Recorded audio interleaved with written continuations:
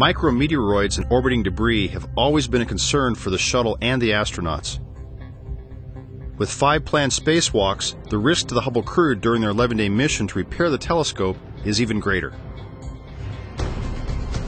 Every minute spent repairing Hubble increases the risk. It's a reminder of the importance of relentless training in a suit that is designed to withstand extreme conditions. Here at the Neutral Buoyancy Lab, the Hubble crew is training for their mission in suits that were actually used for spacewalks. All suits, whether in the pool or in space, are recycled from previous missions and custom fitted to each new astronaut. There are 18 separate parts weighing a total of about 250 pounds.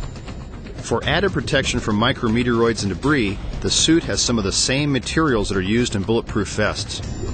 It's one complicated piece of engineering.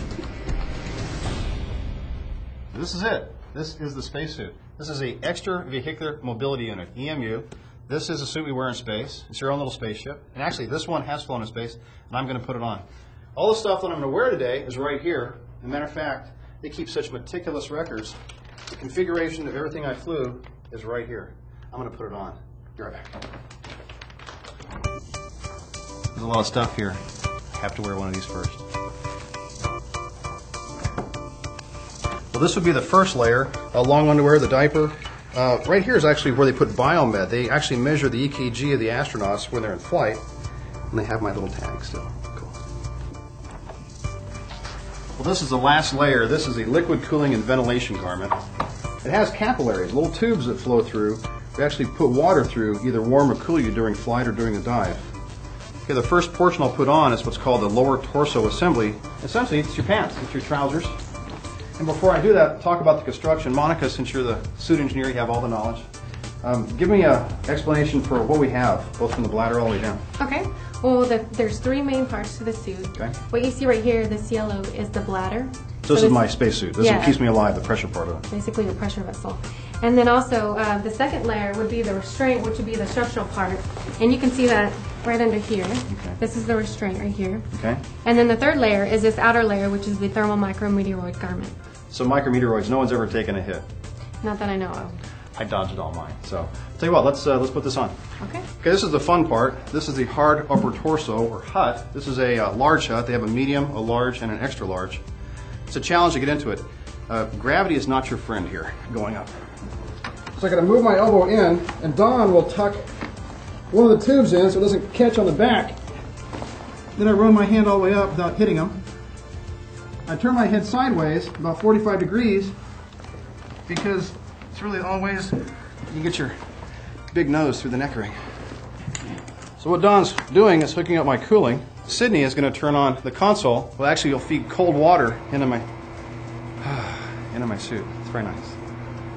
You'd be surprised how hot it is, how strenuous it is to get this on. Raising it up, I have to get on my tiptoes and some nice clicks. Nice clicks, you know it's on. Okay. This is called the display and control module. All of my controls for comm, frequencies, venting, air. Also a thermal control right here. But if you'll notice, there's some really interesting writing on there. It's all backwards. It's all reverse image.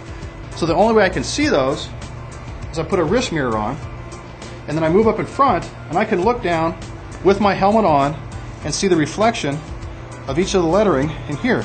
So when I actually go to pressurize the suit, I can see that it says EVA and pressure, and I can push in and move it.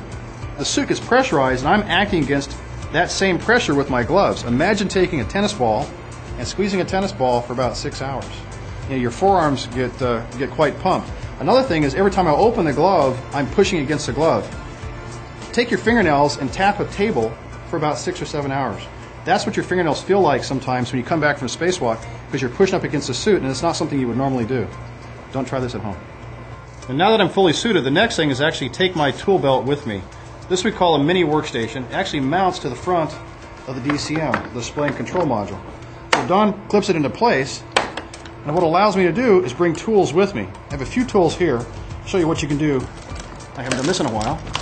Push the button and extend the mini workstation so you can have your tools in front of you.